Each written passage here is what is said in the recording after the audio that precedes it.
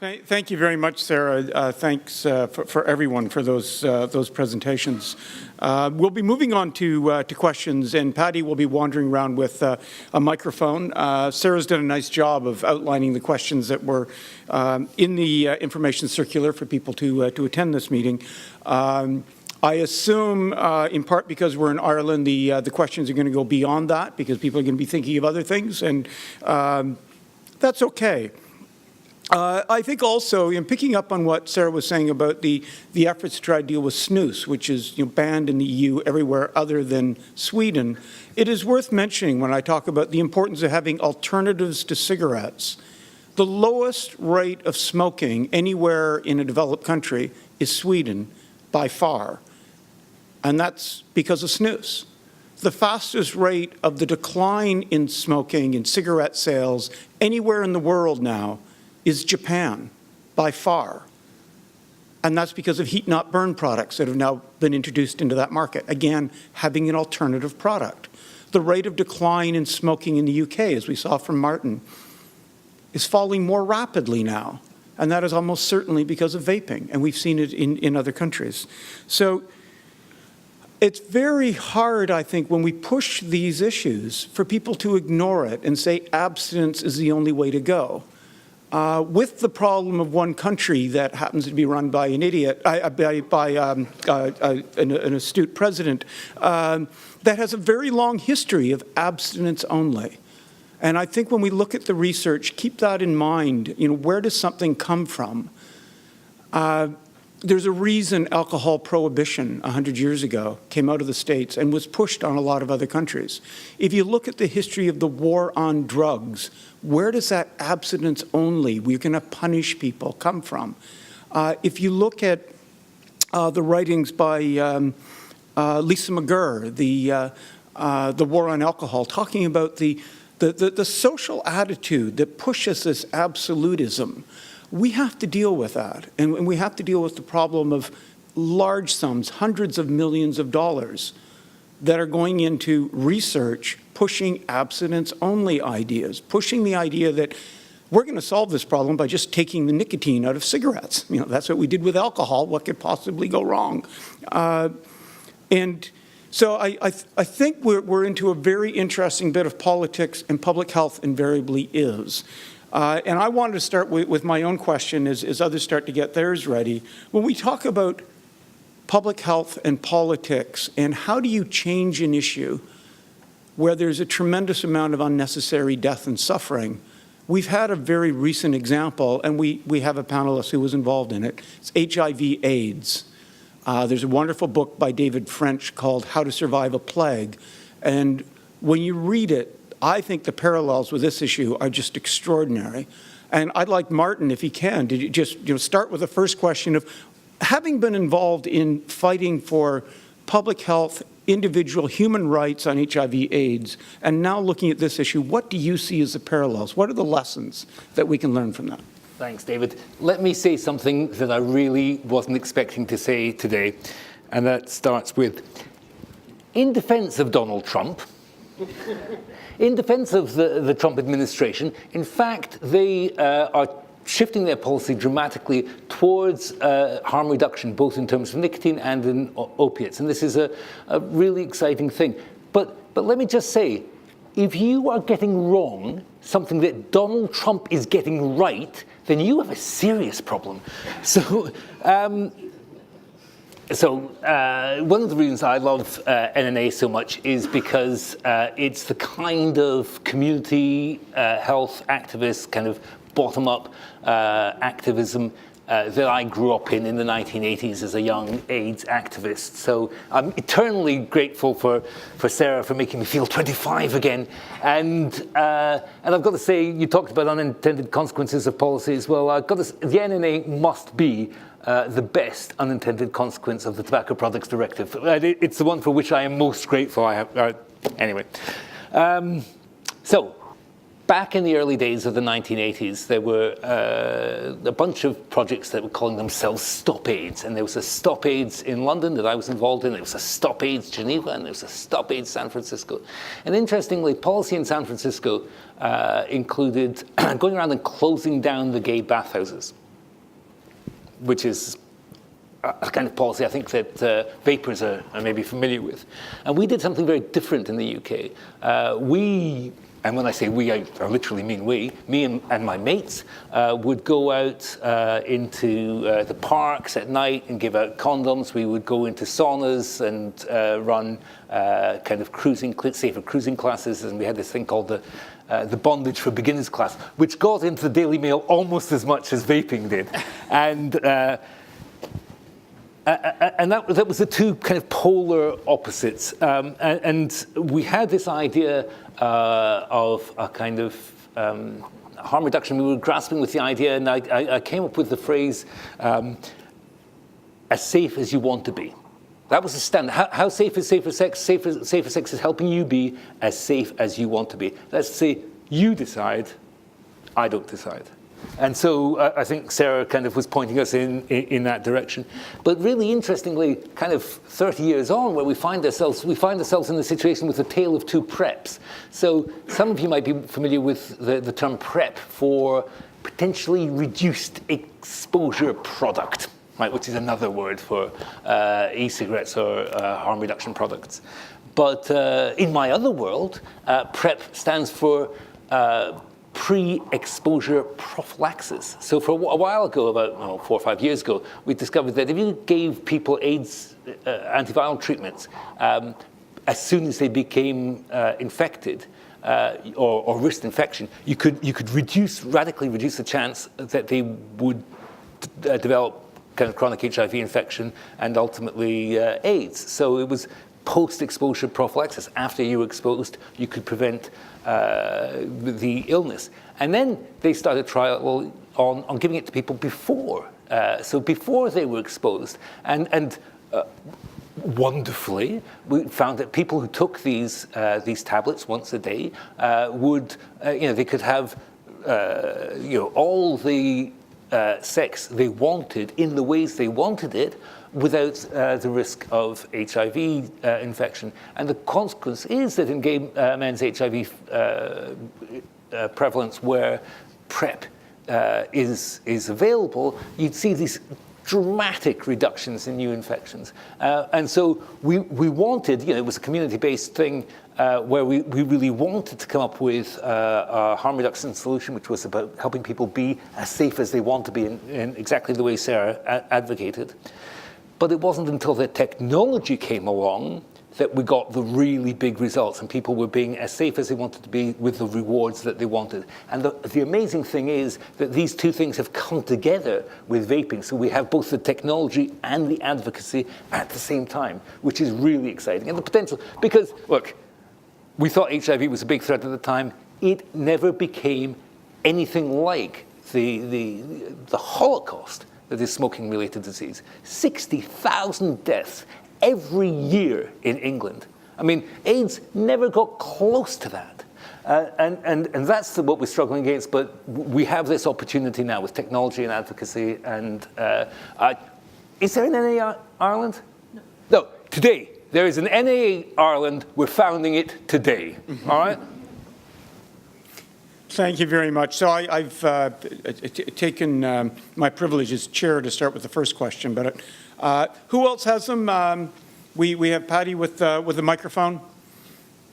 I should also say, if anybody feels in great need of coffee, we can keep this a little informal if you want. Anybody else who might have passed a few time zones recently and not had much sleep.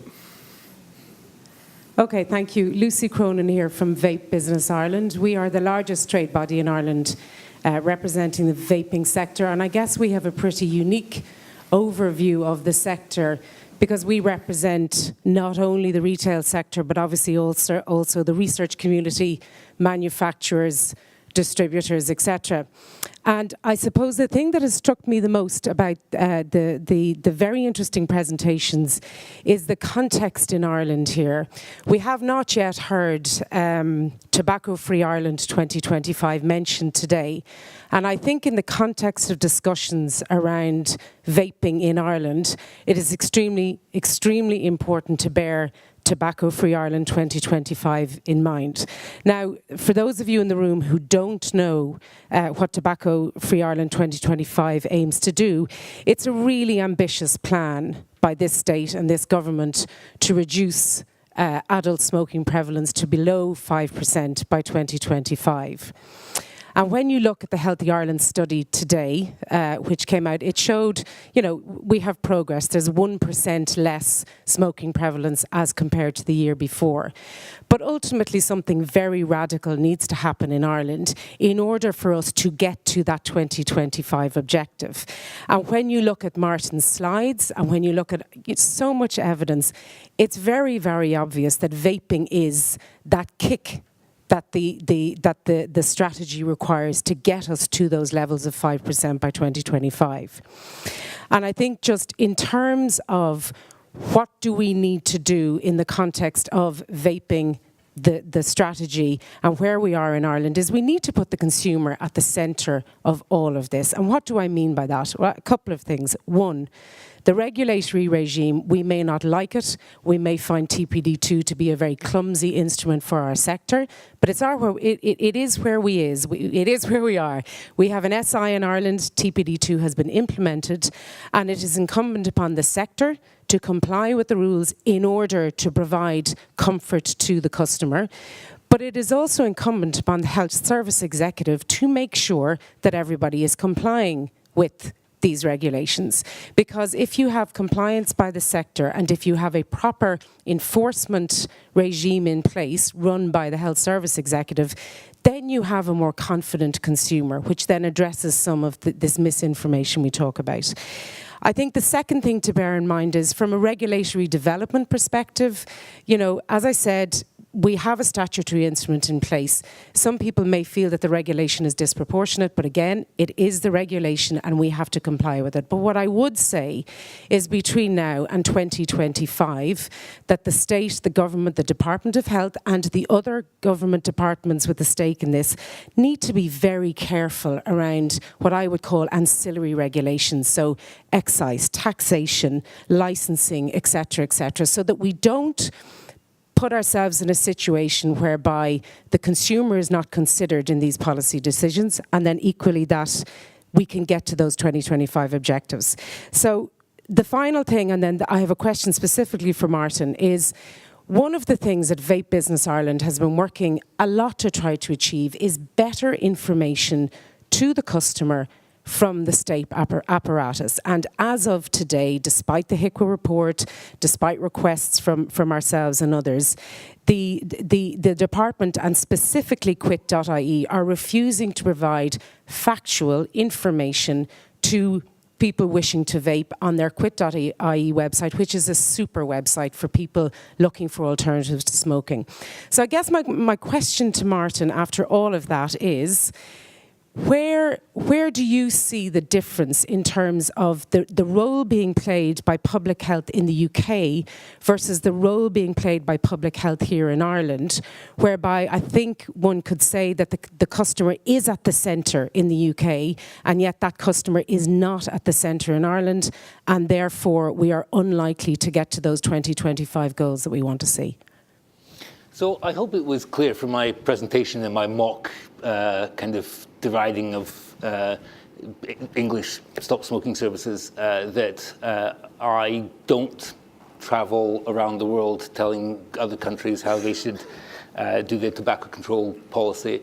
I don't go around telling colleagues that they're wrong and I'm right. What I do is I offer the experience from the UK and hope to share what lessons there are to learn from it. And so one of the most recent experiments, I suppose you could call it, innovations has been the Stoptober campaign, and I'm looking over at Ian, because I'm not sure if you're aware, but Public Health England have two stop smoking campaigns every year. We have the hard-hitting January campaign, and then we have in October, which had previously been a low point for quitting smoking, we have a kind of much more upbeat, we can do it together, 28-day challenge thing. And for some time, we've been wanting to include e-cigarettes in it more effectively. And so finally this year we succeeded with a partnership with the IBVTA, the Independent British Vape Trade Association, who I guess they're the equivalent of your group. And no tobacco companies involved at all, because I call me old-fashioned, but I think there's a bit of a contradiction, a kind of conflict of interest there in tobacco companies engaging in smoking cessation campaigns. And whereas there's no such conflict with colleagues from the independent vape trade, and we have found it so terrifically positive an experience. They've been so enthusiastic, because the thing you have to understand about the independent vape trade is that they're, in my experience, they're mostly kind of ex-smokers who've, fairly early on tried vaping, it worked for them. They thought, hold on a second, if this works for me, it can work for my mum and my sister and my neighbors, and actually, I'm going to open a shop. Or a website, and that's where the I think, Ian, is that broadly right, where the independent vape trade has come from in the UK, and it's a fantastic, exciting group to work with. And the funny thing was that the struggle Public Health England I got into, was getting you guys to hold back a bit. steady, we can't move that far that fast. And it's been brilliant. And so I understand, the early evidence is that we have reached more people, that we're offering a wider range of kind of information and approaches to quitting. And, vaping is just one of the ways that you can quit in Stoptober. And it's set to be one of our most successful Stoptobers ever so far. And in no doubt, a large part due to this fantastic partnership. And one vape trader was telling me that it's worked well for both sides because, over the last month, smokers wanting to quit have been coming into their shops with more confidence, kind of more assured that vaping is a safer and more effective alternative and could be the right way for them, in exactly the way that I know it was the right way for my older sister, who was a smoker for 40 years, couldn't quit no matter what, diagnosed with cancer, quit while she had cancer, relapsed when she went into remission. Not until she tried an e-cigarette was she able to quit successfully.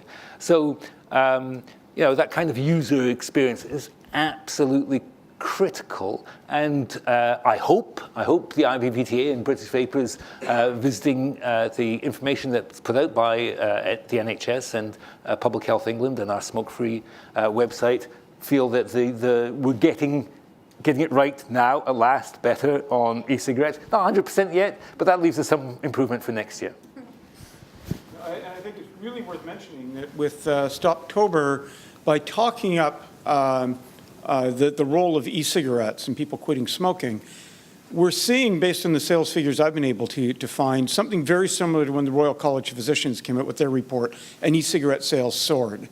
So I've seen reports of anywhere from a 37% increase in e-cigarette sales from some companies. Others talking about combining the Stoptober message about e-cigarettes can help you quit smoking with marketing them more intensively and seeing more than a doubling in sales. So I think we're seeing just an enormous potential here.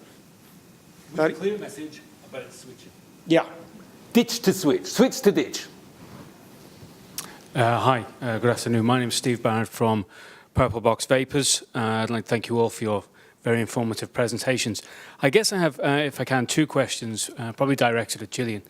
We all read the recent cancer strategy or 10-year cancer strategy that came out in Ireland, and it largely ignored completely the possibility that vaping could have an effect on reducing smoking-related cancer diseases. And my question, I sense, is what can we do to redress that? We used to have, I opened my shop about 4 years ago, and when customers came in to me and asked on the facts, we'd dig out for them, because they couldn't find it, a report from Robert West or Peter Hayek. And now there's such an abundance of proper scientific evidence on the effects that this can have on helping people to quit. We have such anecdotal evidence that I don't think we use enough. I've had people on 70 cigarettes a day that we've got down and eventually quit. And it's so, the successful information is so out there. What is it that is stopping the government, the health body, Simon Harris, put something and really tackle the issue in a 10-year cancer strategy that's going to take us to 2027, when this is probably the most fundamental method of getting people to switch from smoking. And I appreciate that governments have 4 years before they have to balance their books. So the savings they will save, the savings they will see in 15 years' time from not treating smoking-related cancers in hospitals, they're reluctant to take a gamble on and save the money. Or is it, as I've heard from, I've spoken to an actuary that works in the government, they get taxation, money from the tobacco companies through taxation, obviously, but they get money in surreptitious ways from those companies. The pharmaceutical industry give money because they've licensed their patches, gums and sprays, and therefore they have that, where vaping is not contributing to that. Is there a way we can redress that and get that part of that cancer strategy for the next 10 years? And before you answer, Gillian, I have a second question for you, which was addressed in the last speaker. I was speaking to the Vintners Association, and perception with vaping is everything. Somebody sees somebody put something to their mouth, blow out what looks like a smoke, and that's got to be bad for you, right? So what was happening in the pubs is they knew there's no passive element to it, and they were allowing vaping more and more. And yet, what happened then is people went in with their big kits, and especially in pubs where there's a little restaurant or eatery associated to it, they blow a cloud that filled the room, and people couldn't see the person they were eating with across the table. And what can we do as shop owners, like myself and Alex and anybody else here, to give the message across to, come on, we're not helping ourselves? Because if vaping had been allowed in pubs, then people that don't vape, people that have never heard vaping but see it and presume it's bad because of those reasons, would say, well, if the pubs are allowing it, it's got to be good for you, because that's where the perception comes. They won't read the reports. They won't come into a vape shop. They won't get the information from us and other sources. But they will, if a pub allows it, then that's got to be okay. It's got to, because that's where our opinion-forming people tend to go. If you see somebody in a pub being allowed to vape, you will change your opinion over time. Thanks. Thank you. Chris Baxter, was it that vapor? I'll touch on your second question first. Was it Chris Baxter, the guy from Lancaster? Yeah. So there was a story published in a local Lancaster paper, which is a county. Yeah. Okay. So he was a vapor. He was in his 50s and saw somebody vaping in a pub, and when he was a smoker, and that gave him the impetus to try the product and switch, and now he's running up mountains and running marathons. So I completely take on the point that the more visible this is, the more it normalizes this activity of vaping using a much safer product than smoking. How do shop owners educate their customers not to be idiots in public? I don't know. We can only ask. We can only illustrate the benefits of being respectful to people. Perhaps that NNA doesn't have any kind of advice or guidance. It's just, don't be an idiot. Yeah. As regards expecting me, let's say, to reflect your question back on you glibly, expecting me to be able to mind read what's going on in the government's mind when they look at this whole issue, and as we look at the amount of activity that's happened in England and the UK and then look back here, I don't know what they're doing. I suspect some of it is confidence. I suspect some of it is that they don't want to, jump off and do the wrong thing. But at the same time, there are already tools that the HSE uses to educate smoking cessation. And they do that from, as far as I understand, through the NCSCT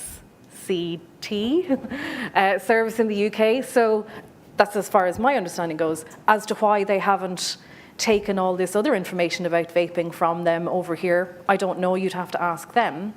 But I think one of the best examples of what they could follow happened last week, I think, with the Department of Health in New Zealand, where similar sized country, not necessarily similar attitudes to the product or similar regulation, but came out with a very simple set of guidelines. And as was touched on, we don't have a harm reduction policy for smoking. So we don't have anything to aim for. So when you look at the Tobacco Free Ireland documentation, and then you see what's happening in drug policy at the moment, harm reduction, saving lives, I think. So we don't have that for smoking in here, in Ireland at the moment. I think if we did, it would give everybody something to aim to. As to why the government hasn't done it yet, I don't know. So can I just jump in? One of the tenets of harm reduction is that you look at what works. You're continually testing your ideas against what works. And that means people have to try different things in different countries, which is another reason why I don't go around to other countries telling them to do what we do, just to learn from our experience, from our data. And New Zealand's a really interesting case in point. I mean, very, very hostile to e-cigarettes, total ban previously, and one of the quickest countries to introduce a ban. Canada, again, pretty damn quick. A pretty ineffective ban, it has to be said. Completely ignored. Yeah. There's a lot of people of Irish descent in Canada. That sort of thing happened. So, what has happened is that in Canada and in New Zealand, they've been looking at the data, they've been looking at what's been happening in their country and happens in other countries, and they've chosen to change their policy pretty dramatically. Last week, we gave evidence to the Australian government, not on what they should do, but on what we've done.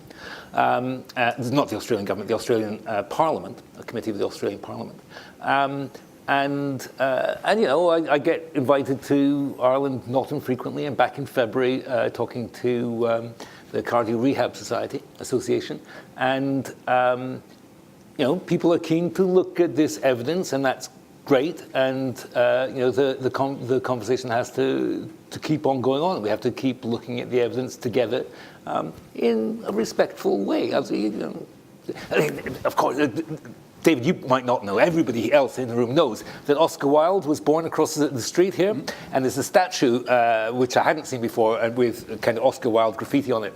And one of them says something like, the man who is persuaded by a rational argument is not to be trusted. and I know, but that's what we have to do. We have to carry on talking rationally and respectfully. Yeah, I would also say, just picking up on this, I mean, there's a tendency when you work on an issue to wonder, why is it taking so long? I happen to be the chair of the advisory committee for our Centre for Health Law Policy and Ethics at the University of Ottawa. And there's a lot of these esteemed, other people on the committee are really esteemed people who have worked on public health issues on a wide range of topics, all of their, in many cases, longer lives than mine. And it's exactly the same situation on whatever their issue is. Why does it take so long? But Thomas Kuhn, Structured Scientific Revolutions, talked about this. This is standard. If we look at things like, why did we know for decades that X-raying children increased the likelihood of childhood cancer? And we kept X-raying them. Why did we know for decades that you could have safety features in automobiles, going back to the 1950s, Tucker's car? It took decades before we started acting on it. Why was it when I got involved in trying to reduce smoking, initially in Canada, the beginning of the 1980s, it was 20 years after the Royal College of Physicians report in the UK, worldwide attention showing cigarette smoking was causing a modern-day epidemic, preventable death and disease. And virtually nothing had happened other than the price of cigarettes had been falling in real terms in Canada, advertising had been increasing, and you could smoke in more places. What it took is advocacy, somebody going out there and trying to do something. And I've often seen it as like it's a football sitting on a field. And if you just watch it, I mean, it doesn't seem to move very much. And if there's a team out trying to move that football in one direction and you've got no team trying to move it in the other direction, no points for guessing who gets the points. So you've got to get out there and have an impact. And then it's amazing how rapidly some of these issues can move. And that's why I think HIV is a really good example of that. We've seen some things that can move very quickly, and we've seen it in this field. As I say, when you look at what's happening in a short period, quite a short period of time on vaping in the UK, what we're now seeing in New Zealand, what we're seeing with the heat-not-burn products in Japan and now South Korea. I mean, this is real time. This is happening. It's how do we harness this for global change, and as Martin says, that different places will do it in different ways, and that's fantastic because we learn from each other. Creative approaches of the technology's there, the consumers are willing, what are we going to do about it? Further questions?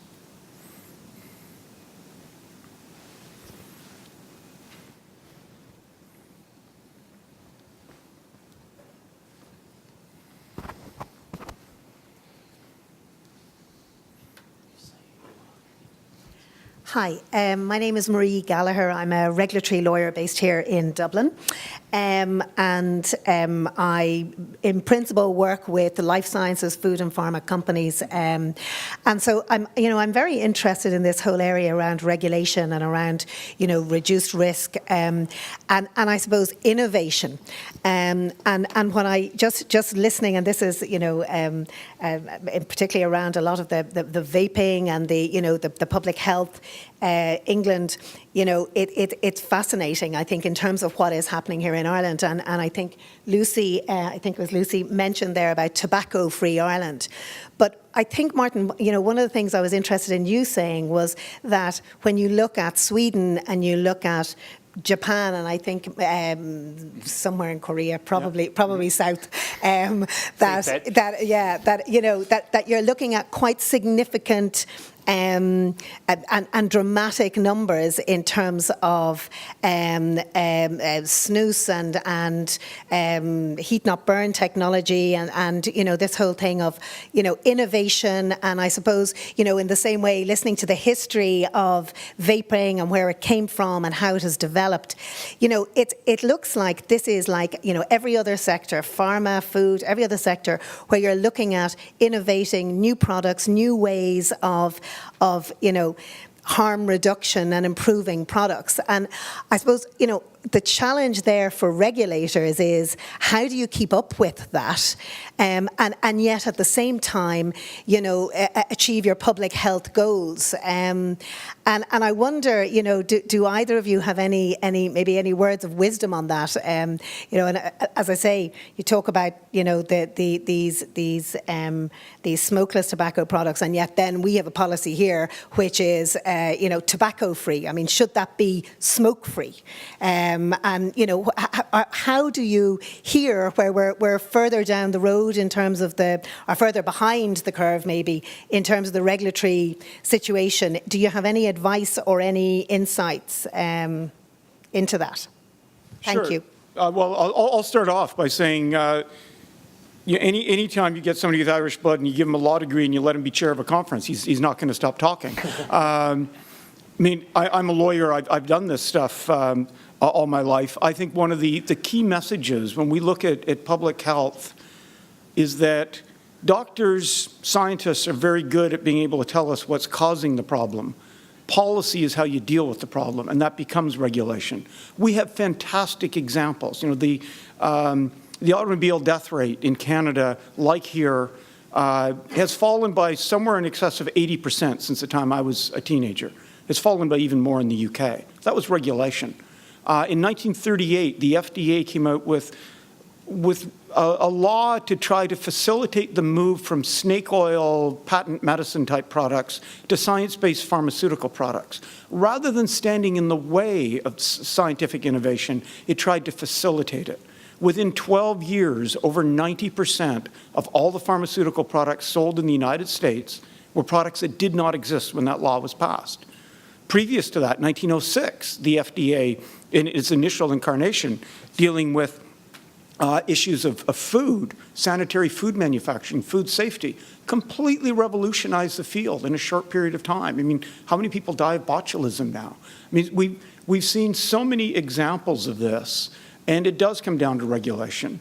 It is policy, and it's a matter of how do you shape that policy. And having kicked around on this issue for so long and given so many talks, including to medical groups, I'm amazed how often I'm introduced as saying, and David has probably saved more lives than most doctors will in a lifetime. And of course, if you actually look at the stats as to how many lives doctors save, the real answer is, if I haven't saved more lives by 10 o'clock in the morning than a doctor will in a lifetime, it's probably because I'm late for work. Because the potential here, where you get to areas of regulation, is that, and we're talking about, estimates of 1 billion deaths this century as a direct result of cigarette smoking. You don't have to make a very big dent in that. Be talking about a heck of a lot of lives. And it doesn't take very much to make a dent in that. And so it's a matter of how do we start to push some of that stuff forward? How do you take the risk? How do you have creative approaches to regulation? To say it may not be the law that you're looking at. In Canada, we ended up with safe injection sites, not because the government said that's a great idea. The government was actually trying to ban them. We got them because of creative policy, legal people saying, we're going to take a constitutional challenge against your attempt to close down a site where people are using illegal drugs, and they won. People have used human rights legislation. They've used trade practices legislation. There's all sorts of creative ways to go about doing something like this.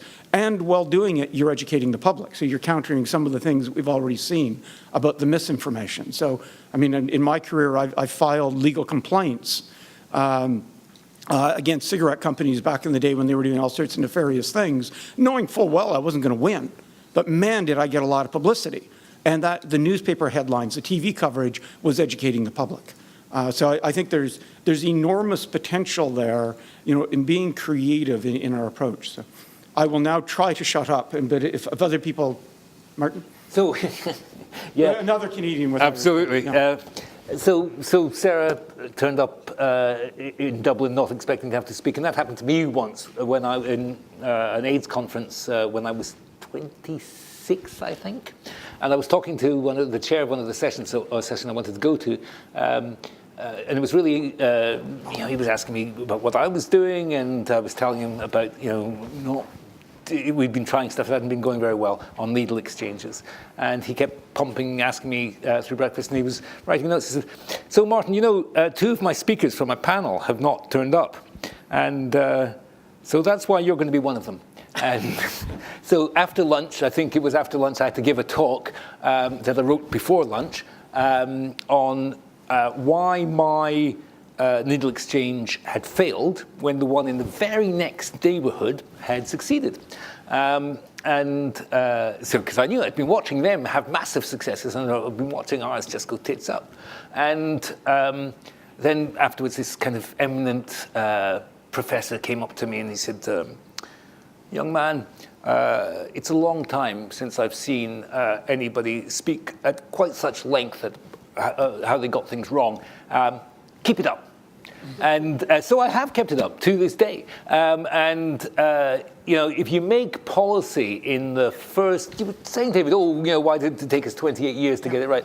Well, if you make policy in the first 28 days, there's a pretty good chance you're going to make some mistakes, right? And so, in New Zealand, in Canada, in Australia, in the UK, we thought, shit, what are we going to do? Let's make some policy.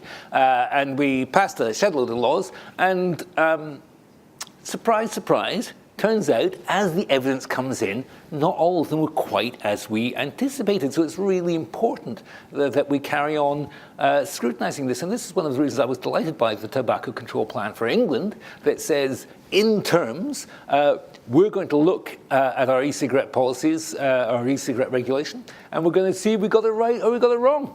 If we have to tighten them up, we'll loosen them up, or tighten them up here and loosen them up there. And that's the thing to do. And the really top quality policymakers that you have in Ireland understand that too. They're going to be a little bit more constrained about this than we are, but because by the time by the time we get to reviewing the European Tobacco Products Directive regulations, there's a fairly good chance. Well, I have a minder here from the Department of Health, so I'm instructed to say, Brexit means Brexit, and we're going to make a success of it. And one of the many successes that we're going to make is that it's going to free us up to review our regulations in ways where Ireland, the challenge for you is that you're going to have to bring Germany and Spain and Italy along with you. So, but you'll have us kind of sticking our nose in. Don't you worry about it. We'll always be there with our evidence, with our evidence helping you to make the best decision for your people. Other questions, comments, thoughts, insights?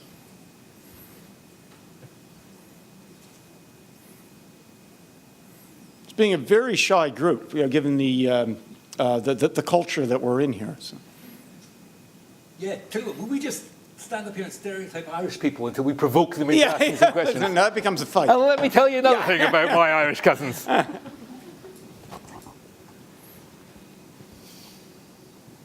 They're boycotting us. Yeah. John Mallon from Forest, Ireland. I have an observation. Sorry, I have an observation on vaping, which is perhaps interesting. I don't know if you know this, but the police in our country refused to police the smoking ban when it came in. And we currently have a situation where e-cigarettes are not banned in public. And there was a gentleman at the back there spoke very well about how allowing or permitting the use of e-cigarettes in public places, particularly in pubs, does help an awful lot of other smokers around. And we have found that where I'm from, in my native Cork, 3 of our local pubs positively encourage the use of e-cigarettes. Now, they're doing it for a selfish reason because they don't want dual users going outside and breaking up good conversations and so on. But strangely enough, the vaping or vapor is not as visible. So we have, if you like, an Irish solution to an Irish problem where people are vaping where they want to vape. In a lot of cases, I've noticed as well as a smoker, I'm permitted to vape in many homes that wouldn't permit me to smoke.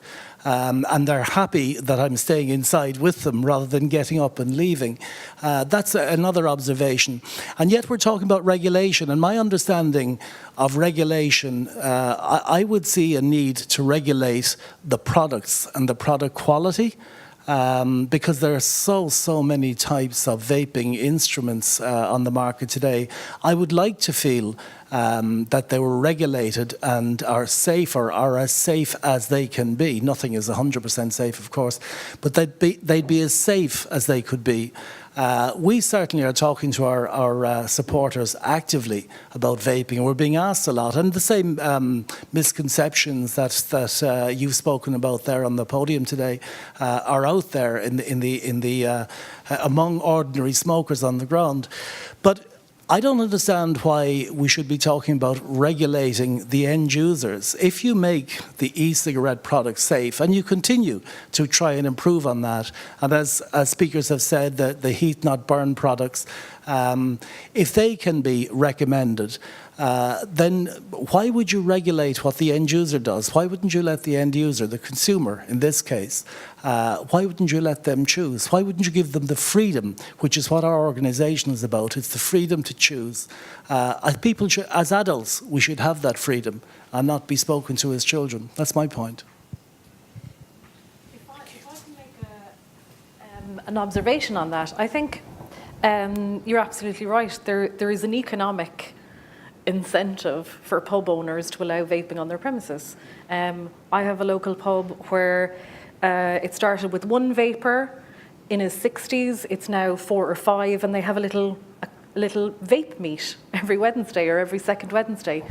I think there are owners and managers of public premises who don't have the evidence yet.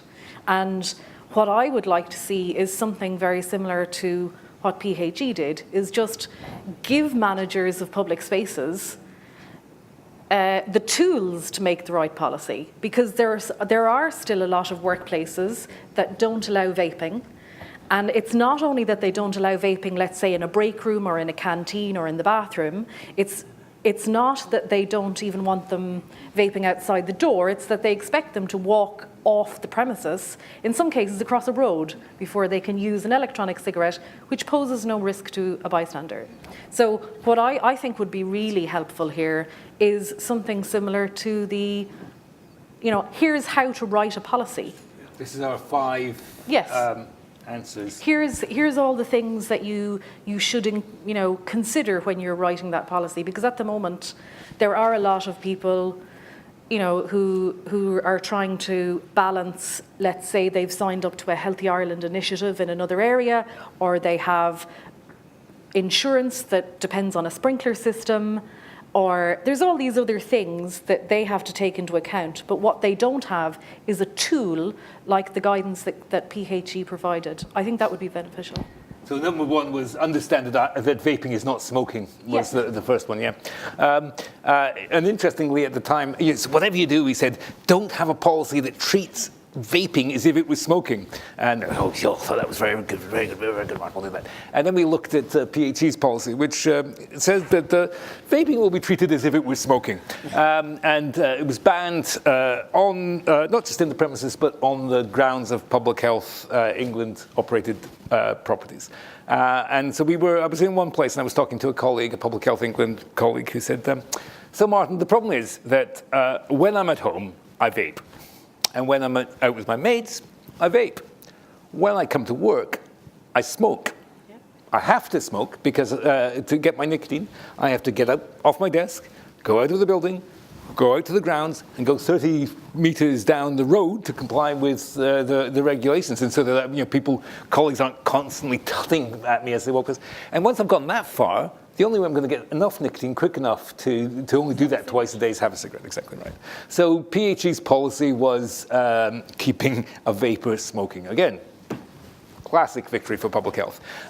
So now, fortunately, we've changed that somewhat. But it's really important that you make regulations that suit your particular premises, because if you've got a school where you've banned the use, the possession of all age-restricted properties with products, whether you're an adult or a child. So if you've done the outrageous thing of banning glue and knives and fireworks and alcohol and cigarettes, then it's not unreasonable also to ban the possession and use of all age-restricted products. We get that. So this, that makes sense in that context.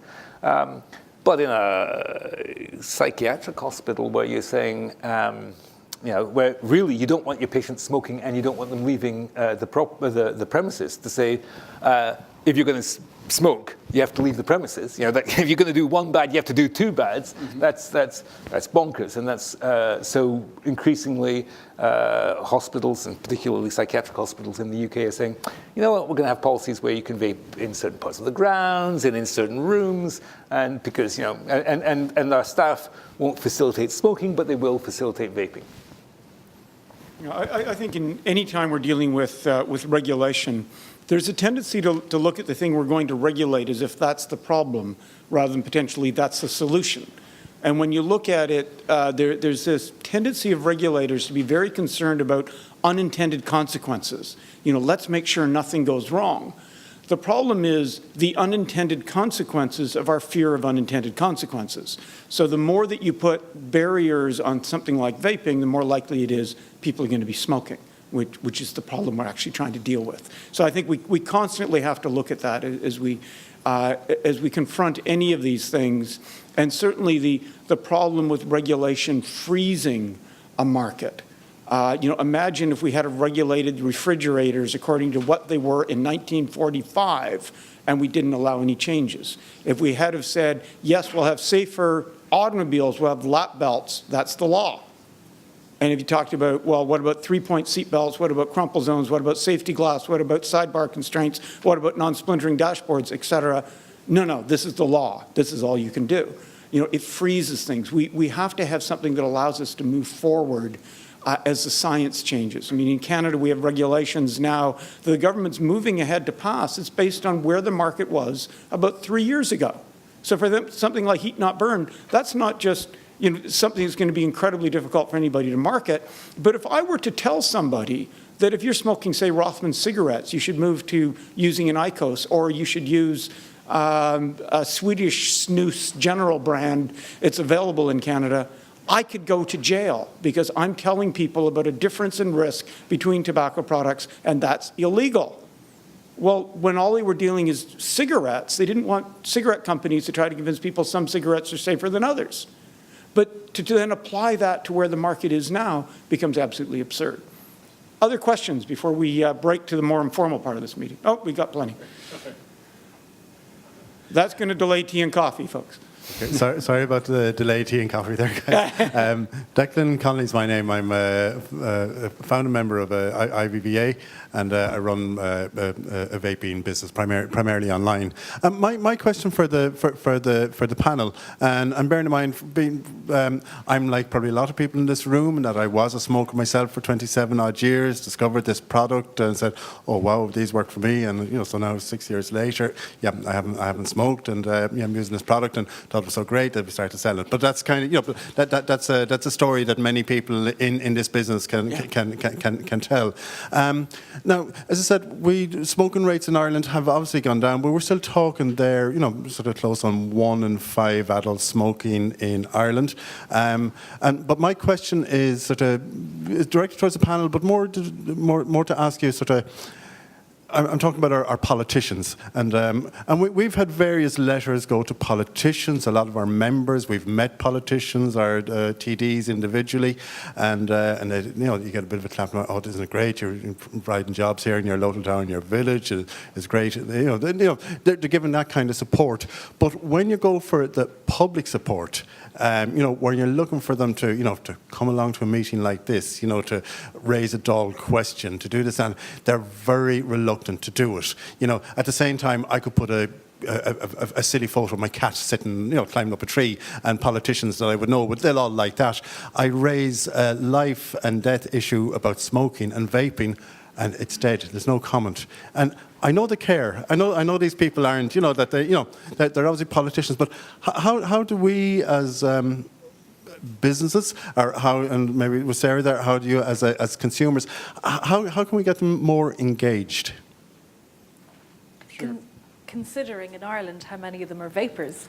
And that is the other point. I mean, and obviously, and yeah, if some of them must be vapors, but not one of them are coming out publicly saying it's like coming out. You shouldn't have to come out that you're a vapor.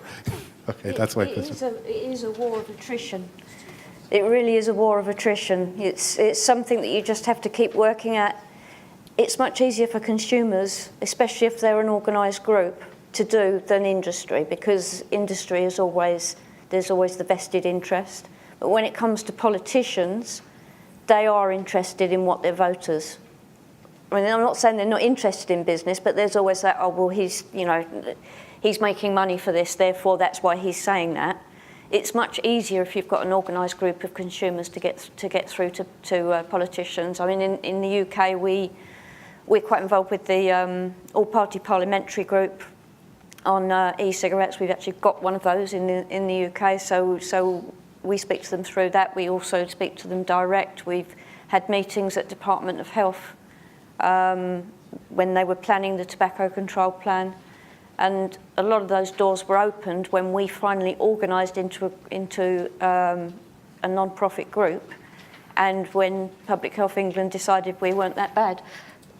And the parallels with other issues. I mean, when we look at things like HIV/AIDS, the nothing about us without us. I mean, people getting angry, people speaking out.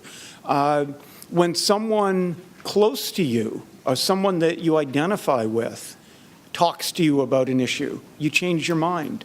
I mean, sadly, Rock Hudson dying of AIDS probably saved tens of thousands of lives. It changed Reagan's mind about being able to do something on this. Many politicians, change their views on things like policies on homosexuality. When they have like a favorite son or grandson or granddaughter say, there's something I should tell you. And we've seen amazing changes, on attitudes toward, many things by people speaking out. And I think one of the challenges we have when we deal with vaping is, like, many people who feel marginalized, they're not speaking out because they think nobody's listening to them, or because of social media, and I have a personal grudge against social media, they talk to themselves on a Facebook group rather than the world at large. If there were more letters to the editor, if there were more comments when there's articles in newspapers, if there were more letters being written to their politicians, or there were more people saying, I want to come meet you at your constituency office, this would probably change much, much more rapidly. And as more people speak out, it makes it easier for other people to speak out. So we went from a time where so many people who were gay were in the closet to people being very, very open about it, which made it very easy for other people to start changing their attitudes. And it's just a matter of how rapidly can we do those sorts of transformations? Can we get beyond the thing where, like, 50 years after we learn the science on something, we start to do it, to the sorts of things that we've been seeing recently on, attitudes on many other topics, where we can use communication channels now to speed things up dramatically. Transparency is also really important, I think. And so, people have vested interests. And so, for example, some of you will be familiar with the bit of the WHO Treaty on Tobacco Control that requires that you protect tobacco policy, public health policy in general, in fact, from the vested interests of the tobacco industry. And we go further than that, Public Health England, because we recognise that actually all nicotine manufacturers have vested interests, and the vape trade, the independent vape trade does, of course, and as does the pharmaceutical industry. And it's important to be transparent about all of that. And politicians have been, certainly in the UK, have been stung time and time again by campaigns which purported to be ordinary, kind of popular campaigns, but were really kind of tobacco industry front campaigns. And so it's really important that we be clear. You say, well, look, yeah, I work for a tobacco company, and we have these combusted products, and we have these non-combusted products. Or I work for a tobacco company, and our goal is to move out of combustible products completely, but that's not going to happen tomorrow. I work for a group of vape trade body. Of course, that's how we make our money, but we don't sell tobacco. Or I'm an activist and I accept funding from a vape trade body or a tobacco body, or no money at all. And I've got to say that any not accepting, I mean, I tell you, the tobacco companies would be queuing up to give you money, wouldn't they? Mm-hmm. Yeah, and you've probably been offered before. But it's really important to be able to for politicians to know that you're being straight with them, that you've not got a secret agenda. And just so we all have to be open about our agendas, because when we try and kind of keep things a bit kind of, under the covers, it means that they can smear all of us with that. I mean, the number of times I've been accused of being secretly funded by the tobacco industry. On one occasion, The Observer ran a headline saying Public Health England was secretly funded by the tobacco. What paranoid nonsense was that? But only in a world where people have come to kind of accept that kind of deception. So transparency is really important. And I'm not saying that people shouldn't have a vested interest. We all have vested interests. But when I meet with Ian's always completely clear with me that he has a commercial interest, and that's the basis on which we can cooperate. Might have time for one other question. Jeannie has a question right behind you. Thanks. Is it on? Okay. Jeannie Cameron, and I'm interested in the regulatory and human rights aspects of this area. And as an Australian, I was recently in Australia and talking to some people in Australia who really don't know anything very much about these issues at all. So you're sort of starting at the base level. But one of the things I found was talking to a politician. He asked me a question which I want to ask the panel, because I thought it was actually quite a good one. Many of us who've been around this issue for a long time think of it through the prism of health, and we have in the UK good institutions in health that look at these things differently, but in Australia that's not the case. And he said to me, why is this issue of e-cigarettes and vaping looked at through or covered by or looked at through a health department prism? Why isn't it not something that our consumer affairs regulatory areas should be looking at? And I think it was a good point, because as this issue has grown from grassroots, from consumers, it is a consumer issue.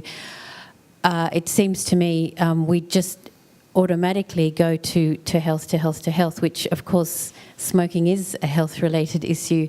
This is not such a health-related issue, although it gets put, like the TPD has done, and other things together. And should those that can advocate in the area start to try and move it from health in certain countries to consumers? Did he have a point? I wanted just to ask your view. Can I start with that? I completely agree. I think the reason that that it's been pushed through this health track, if you like, is because it's always been public health and tobacco control that have been standing in our way. So we've concentrated our efforts, if you like, in breaking through with them, and some of them we're still battling with. But they are consumer products, and the reason that they work on a health basis is because people enjoy the recreational use of nicotine, and that just isn't recognised enough. Now, I wrote a blog a year and a half ago, something like that, called The Pleasure Principle, which I highly recommend to anybody who wants to read it. But it touches on this exactly, that if we don't give enough importance to the pleasure and the enjoyment and the consumer-related aspects of vaping, then we lose what vaping is, and then it won't work. And then people won't want to switch to it, and we won't get those health advantages. So if you like, the health side of it is one of these unintended consequences of people enjoying an alternative. I would echo that, and I would also say that, you know, vape shops don't open their shutters in the morning to sell a medicine. We open our shops in the morning to sell a product that happens to be safer than smoking, that smokers enjoy enough to switch to, we hope fully. And, you know, and as Sarah said, the reason why it works is because it's a consumer product. I think to achieve proper success with the product, and by what I mean by proper success is as many people get to enjoy it as possible. We need to get out from under that kind of table of health policy and this kind of hodgepodge of half tobacco regulation and half pharmaceutical regulation, which isn't really either of anything, and get it back to what it is, which is a consumer product. So I'm not inclined to see health as a bad thing. And so, you know, sexual health is a good thing, and, you know, respiratory health is a good thing. And e-cigarettes, you know, are a good thing for society because they help improve health and help people move from a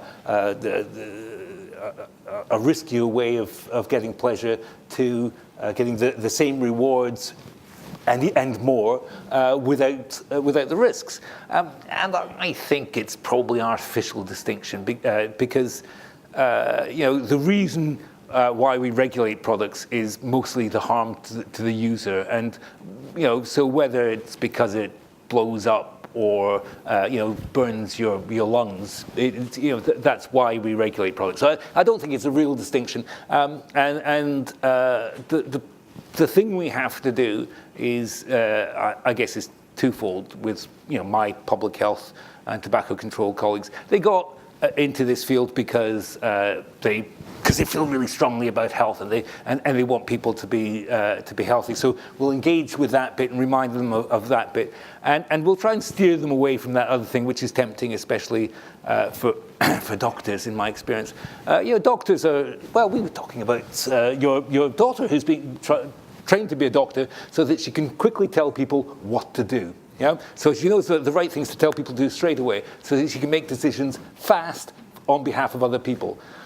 Well, that's not really the way. That's great. I mean, if somebody's operating on my heart or brain, that's what I want them to do. But if they're kind of trying to work out how I can have the most fun, then probably I'm more of an expert on that with them. So that's, you know, we've got to help them move a little bit so that they're doing more of that first thing, which is, you know, finding ways that people can make themselves healthier, and a little less of the kind of doctor knows best, I'll tell you what you should do. Thanks. I think we're now moving to the end of the formal part. We're about to be moving on to informal parts of our discussion. I'd like to ask Paddy to give a few remarks, and then I think he's going to turn it over to Sarah for the most important remarks of the day. Hi, I'm Paddy Costello. I'm one of the directors of the Global Forum on Nicotine, and this is the first in a series of 3 of these dialogues that we're going to hold over the next 2 weeks. Next one being in London and the third one being in Durham. Now, you've heard an awful lot today, and my colleague John has recorded most of it, I'm happy to say, and we'll be recording. Yes, he did switch it on, and we'll be recording the other 2. And in the coming weeks, probably in about 2 or 3 weeks' time, we'll post all of the films onto our website. In addition to that, we'll post all of the presentations that the panel have made today. And I hope that when you see that, you might remember you were actually there. I always find it quite interesting watching these things, saying, did they really say that? I don't remember it. But before we actually close today, I think it's been a fascinating session, I really do. And it's actually quite good because the previous editions of the dialogues we've actually done exclusively in the UK. And it's nice to have our first one outside of the UK. And I hope this is going to provide us with a lot of experience and information so that we can actually transfer that and take it to other locations as well. I'd like to say a big thank you to Gillian because she's been a great host and she's been a great help to me, particularly in putting this on. And I'd also like to say a very big thank you to Dave for coming at his own expense all the way from Canada to take part and chair this.